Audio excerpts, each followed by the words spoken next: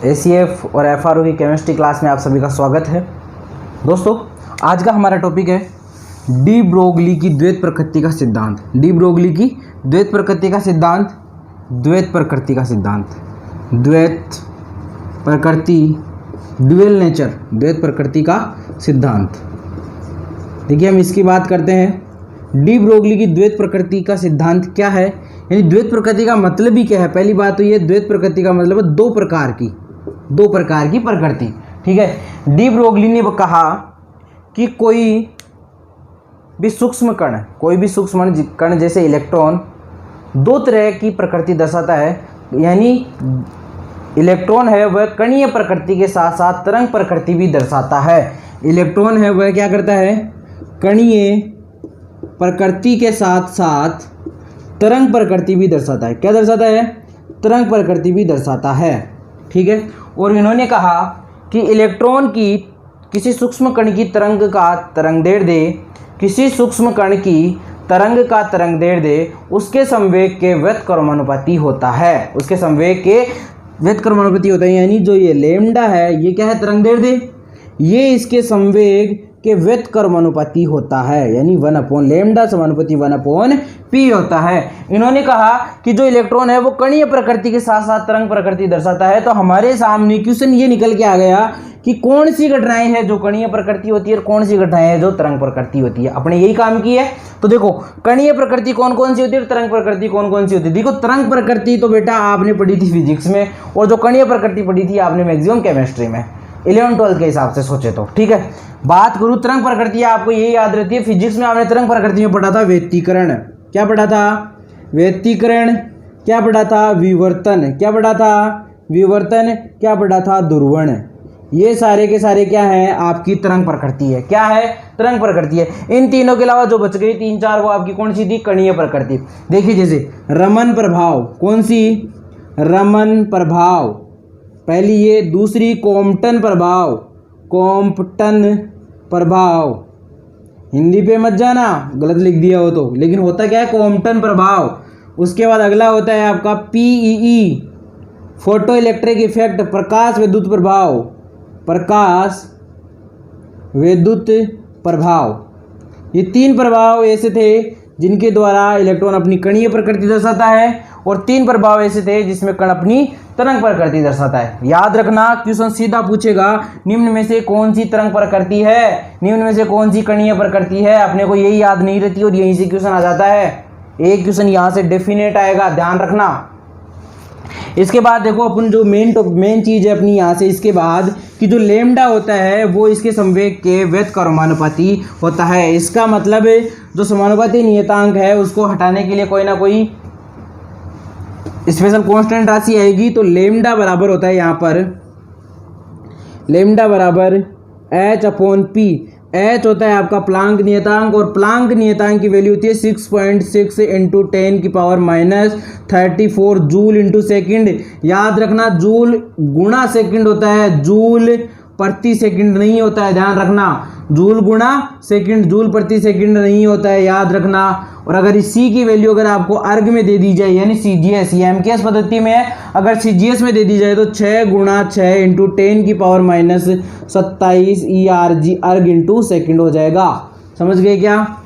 उसके बाद देखो, लैम्डा बराबर H/P है। आपको ये एक चीज़ पता होनी चाहिए कि P बराबर संवेग जो होता है वो mv, यानी किसी भी कण के द्रव्यमान और उसके वेग का जो मान होता है वही क्या होता है, उसका संवेग होता है। ठीक है। तो लैम्डा बराबर H/mv लिख सकता हूँ, लैम्डा बराबर H/mv लिख सकता हूँ। आपको पता है कि गतिज ऊर्जा, जिसको काइनेटिक एनर्जी के बोलते हैं या के बोलते हैं, वो उसका और उस संवेग का ये संबंध होता है, के बराबर P²/2m। याद कर लेना सीधा, ये संवेग और गतिज ऊर्जा में संबंध होता है, के बराबर P²/2m। तो यहाँ से मैं सीधा लिख सकता हूँ कि लैम्डा बराबर P², मुझे P की वैल्यू चाहिए तो यहाँ से मैं P की वैल्यू पहले निकाल लूँ।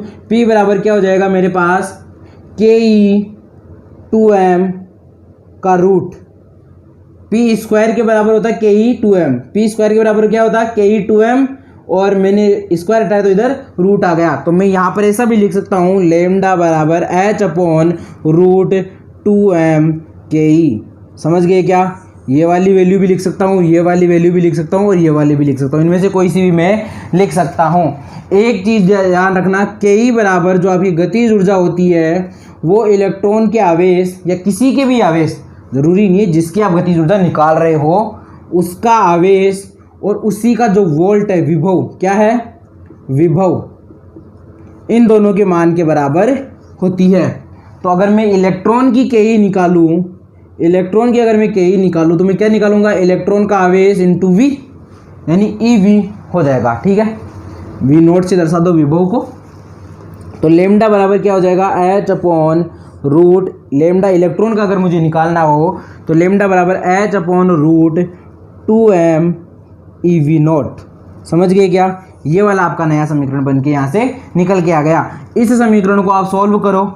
h की वैल्यू 6.6 इंटू 10 की पावर माइनस 34 रखो, m की वैल्यू 9.1 इंटू 10 की पावर माइनस 31 kg रखो। द्रव्यमान है इलेक्ट्रॉन का, ई आवेश, चार्ज की वैल्यू 1.6 इंटू 10 की पावर माइनस 19 कूलाम रखो। जब आप इसे सोल्व करोगे तो लेमडा ई बराबर आपके पास 12.27 अपॉन रूट में वी नोट आ जाएगा। समझ गए? या फिर लेमडा ई बराबर आपके पास आ जाएगा रूट में 150 अपॉन वी नोट। यहाँ से भी क्वेश्चन आ सकता है कि इलेक्ट्रॉन का लेमडा कितना होगा। फॉर्मूला सीधा यहाँ से आ सकता है। अगर आपके पास मान लो विभव का मान दे दिया जाए तो विभव का भाग इसमें लगाओ, लेमडा इलेक्ट्रॉन का सीधा निकल के आ जाएगा। ये सारी की सारी वैल्यू आपके पास अंगस्टम में है। किसमें है? यहाँ से, सोल यहाँ की है ना, ये सारी की सारी वैल्यू किस में आएगी? आपके पास अंगस्टम में आएगी। समझ गए? अब देखिए इसके बाद आपके पास क्या क्या हो सकता है।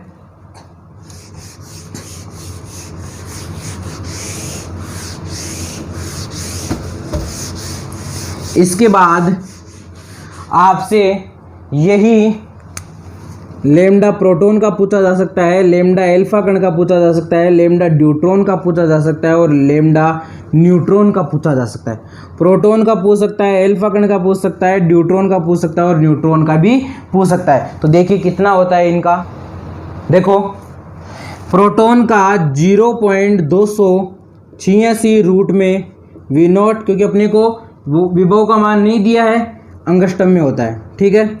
एल्फा कण का 0.101 रूट में वी नॉट अंगस्टम होता है। ठीक है, ये मैंने सोल्व करके फिर बताया आपको। ये ड्यूट्रॉन का आपका 0.202 रूट में वी नॉट होता है अंगस्टम में। आपको मुझे न्यूट्रॉन का बताना है कमेंट में, न्यूट्रॉन का आपको मुझे कमेंट करके बताना है कि लेमडा न्यूट्रॉन का कितना होता है। समझ गए क्या? ये आपके लिए एक स्पेशल क्वेश्चन है, ये आपके लिए एक स्पेशल क्वेश्चन है। इसी में आपकी जो इसी में डी ब्रोगली ने एक चीज़ और बताई, जो आपकी तरंग संख्या है, तरंग संख्या है वी बार, ये होती है डी अपॉन लेमडा के। किसके?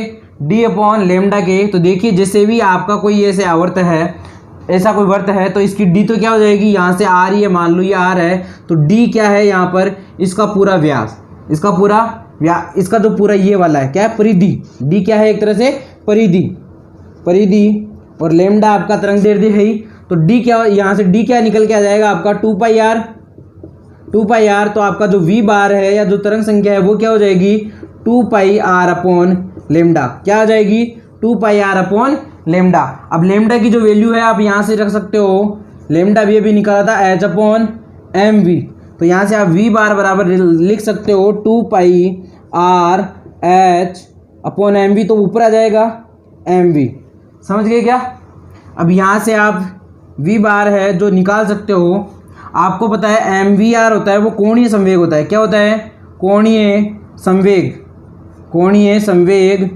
और इसकी वैल्यू एम वी आर बराबर होता है एन एच अपॉन 2 पाई। क्या होता है? एन एच अपॉन 2 पाई।